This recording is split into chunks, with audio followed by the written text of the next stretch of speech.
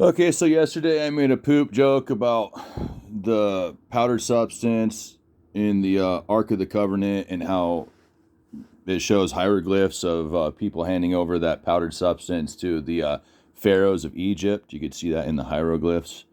Mana, I reversed it backwards and said it was annum, which means anus in Latin, which is kind of a joke because I was thinking, okay, so it's a saline salt. We know what it was as far as its descriptive terms was, what we could describe it as. We didn't know what it was precisely as far as the powdered substance goes. And so I was assuming salt because back in the era in which they were building pyramids in BC, salt was absolutely required in the desert. If you did not have salt, you would stop sweating or you would sweat water, and your body would become so thinned out, lacking salt, to where it would cause blood pressure problems and you would die.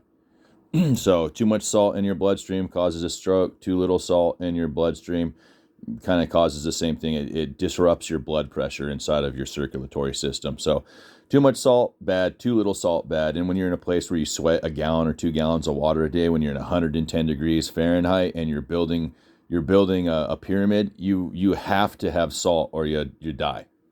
And so I figured it was just your sodium chloride, your typical NaCl, your table salt, or what you would call your sea salt coming from the Mediterranean. And I figured that's too easy to produce because Egypt sits right on the Mediterranean, and it also sits right on the Red Sea. So both of those are salt content waters. It'd be easy to pull out, put into vessels, and allow those vessels to dry, especially in such hot temperature, to acquire the salt required to take a large population and supply them with the salt they need so they can labor during the hottest parts of the day.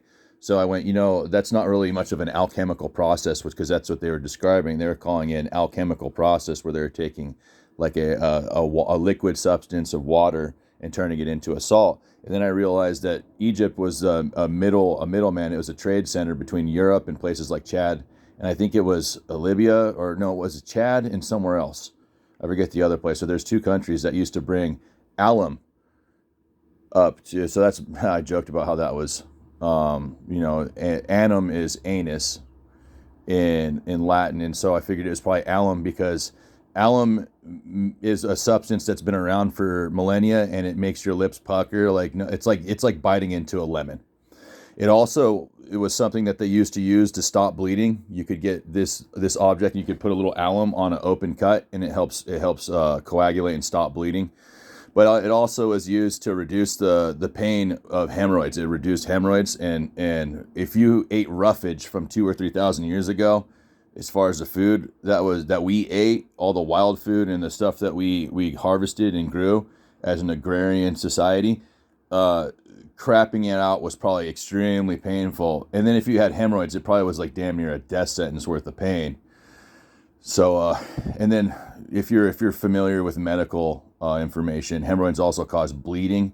So if you're having internal bleeding or external bleeding, and they didn't have toilet paper back then, or like hygiene issues when it came to wiping, you probably ended up with an infection from open wounds and open cuts, and it just got worse and worse and worse. So I joked that the Knights Templar went on a crusade to acquire alum to save the king's butthole, but obviously that's probably one of many jokes and one of many circumstances that did occur as far as trade goes, and picking up alum that had many properties, that was used as a bringer of life, a medicine. It also was used as a vaccine. So alum had so many different purposes, that it was considered an object, the bringer of life. And so, yeah, hemorrhoids, vaccine, used to close open wounds.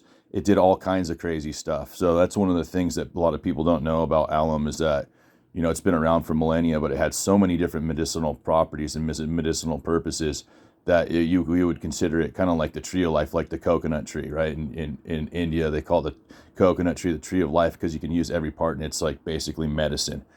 So same thing, same principle. Back to that, you take mana and you bring it backwards and you call it annum. It's the anima. So in Latin, annum means soul or spirit.